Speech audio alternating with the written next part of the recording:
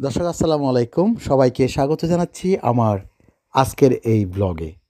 আশা করছি সবাই ভালো আছেন। আমরা আজ এসেছি আনোয়ারা উপজেলায়।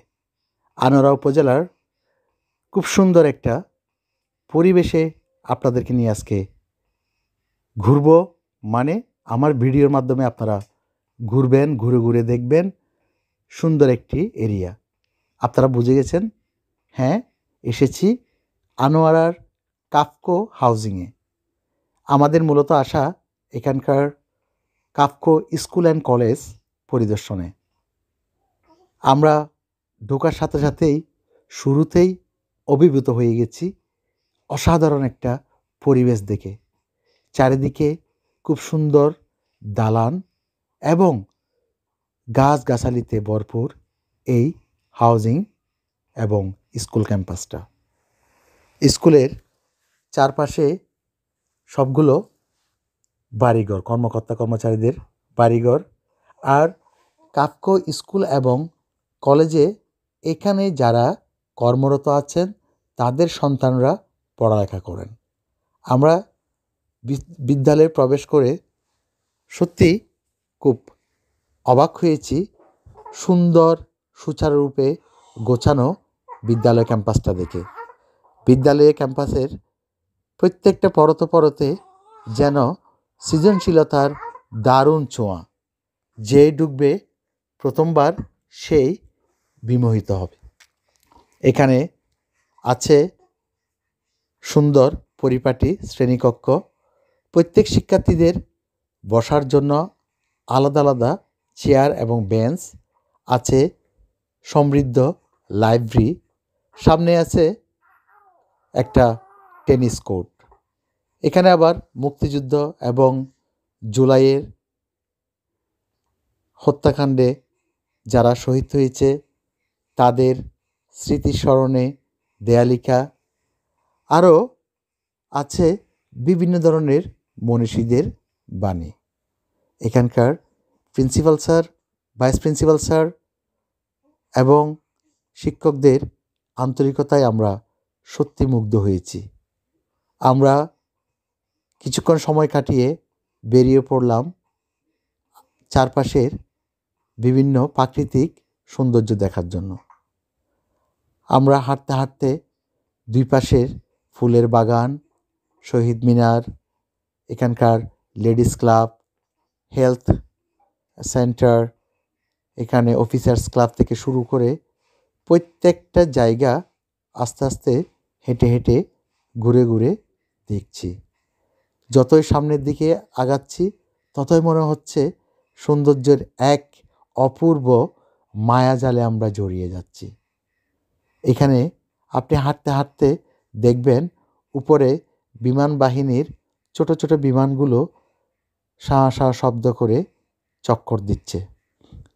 এখানকার পরিবেশটা এতই নিরিবিলি, এতই সুন্দর যে আপনার দিনটা কীভাবে কেটে যাচ্ছে আপনি বুঝতেই পারবেন না। এখানকার সিনিয়র শিক্ষক ইংরেজি বিষয়ের সিরাজ স্যারের আমন্ত্রণে আমাদের এখানে আসা। স্যার আমাদের ঘুরে ঘুরে প্রত্যেকটা স্পট দেখাচ্ছিলেন এবং বর্ণনা দিচ্ছিলেন। এখানকার অফিসার্স ক্লাবে রয়েছে বিভিন্ন ধরনের ক্রীড়া সামগ্রী এবং একটা জিমনেশিয়াম আছে, কনফারেন্স কক্ষ। আমরা ঘুরে ঘুরে সবগুলো দেখছিলাম আর ছবির ফ্রেমে বন্দি করছিলাম। এখানের এটা একটা সংরক্ষিত এলাকা, চাইলেও যে কেউ প্রবেশ করতে পারে না। রয়েছে ভিআইপিদের জন্য আলাদা গেস্ট হাউস। ওই গেস্ট হাউসটা সৃজনশীলতায় ভরা। গেস্ট হাউসের সামনে রয়েছে অসাধারণ ফুলের বাগান। এখানে হলুদ গাঁদা ফুটে আছে, আরও আছে বিভিন্ন প্রজাতির ফুল। গোলাপ তো আছেই। গোলাপের সম্ভারে পুরো প্রকৃতিটাই যেন হেসে কুটি কুটি। জানুয়ারির শেষের দিকে, ফেব্রুয়ারির মাঝামাঝি আসলে এই পুরা কাফকো এলাকাটা ফুলের রাজ্যে পরিণত হয়। দূর দূরান্ত থেকে এখানে লোকজন আসেন এই সৌন্দর্য উপভোগ করার জন্য। বিশেষ করে এখানে যারা কর্মকর্তারা আছেন তাদের পরিবারের বিভিন্ন আত্মীয়স্বজন এখানে ঘুরতে আসেন। এখানের মেসের খাবারটাও কিন্তু অসাধারণ।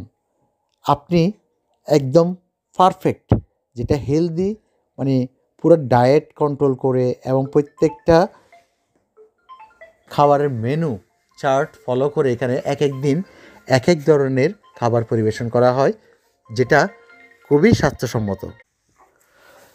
আনোয়ারা পার্কি বিচে যাওয়ার পথে হাতের ডান পাশেই এই কাফকো হাউজিংটা অবস্থিত। এখানে আমরা পুরো দিন খুব আনন্দের মধ্যে কাটিয়েছি। এক কথায় কোয়ালিটি টাইম বলে একটা কথা আছে, কোয়ালিটি টাইমটা আমরা পাস করেছি এখানে। খুব ভালো লেগেছে এখানকার আতিথেয়তা, এখানকার সকল শিক্ষকের ব্যবহার, এখানকার পরিবেশ। এক কথায় অসাধারণ একটা দিন আমরা এখানে কাটালাম, যেটা জীবনে স্মরণীয় হয়ে থাকবে।